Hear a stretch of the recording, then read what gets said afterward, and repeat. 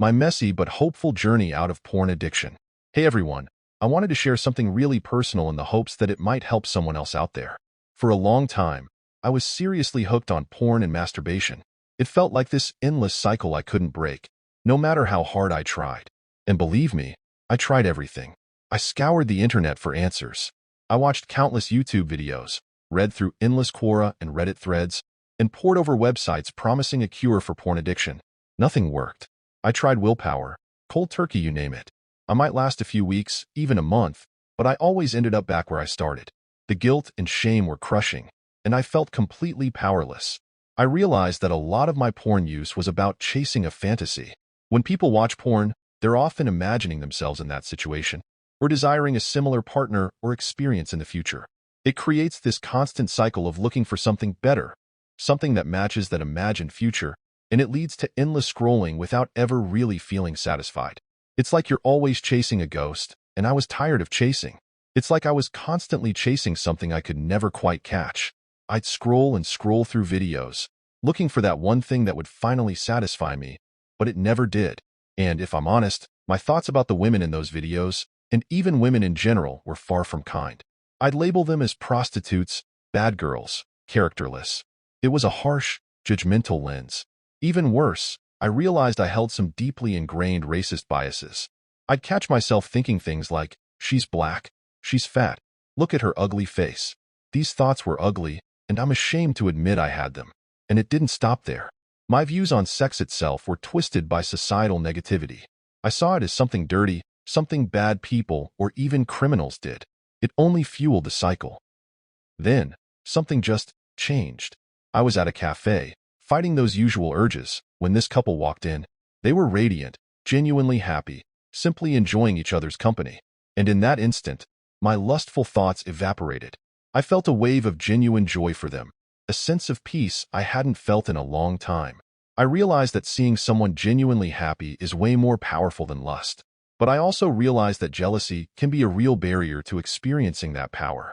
It's easy to look at a happy couple and feel envy or resentment, especially if you're struggling in your own life. It took practice, but I had to learn to push past those jealous feelings and truly appreciate the beauty of their connection. It was a revelation. Could connection, real human connection, be the antidote to this isolating addiction? I started experimenting.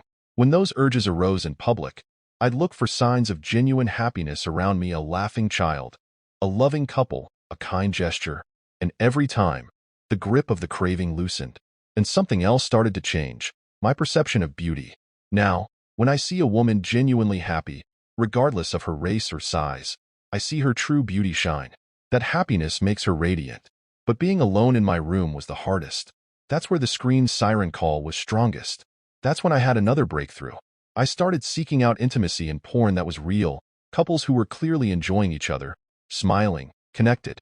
And as I watched, a new thought filled my mind, and I started using a mindful prayer to ground myself. When I feel those urges, and even when watching these videos, I repeat this prayer: how beautiful she is, so cute, her smile. Oh God, I hope every man can bring this kind of joy to his partner. God, give me the chance and the strength to fill my future love with this kind of happiness.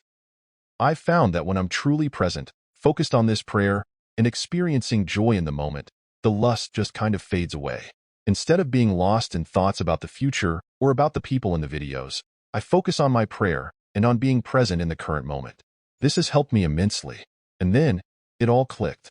I watched one of those videos, just a few minutes long, and felt no urge to continue. No urge to masturbate. No guilt. Just a quiet sense of peace and a profound shift in how I saw sex. Those old, judgmental thoughts, the racist biases, the warped view of intimacy, they started to fade away. Now, when I see intimacy, even on screen, I see the beauty of two people sharing a blissful moment. I see it as something natural, something beautiful, a powerful act of creation. It's not just about pleasure. It's about the potential for new life, a tiny miracle. My intentions have shifted. There's no more lust, no more objectification, and no more room for those ugly, prejudiced thoughts. I honestly don't know the exact reason for this change, but it feels profound and liberating. I'm actually proud to say that I haven't watched porn in 35 days. This journey is far from over, but I'm finally seeing a path forward. It's a path paved not with restriction and shame, but with empathy, compassion, and a newfound appreciation for the beauty of genuine human connection. It's about finding joy not in the fleeting pixels on a screen, but in the shared moments of happiness that make life truly worth living, and the incredible power of intimacy to create new life. We all have our struggles and demons to fight, but maybe the answer isn't to run or to simply abstain. Maybe it is to reframe, to challenge our own biases, and to see the beauty that has always been there. Just a quick note.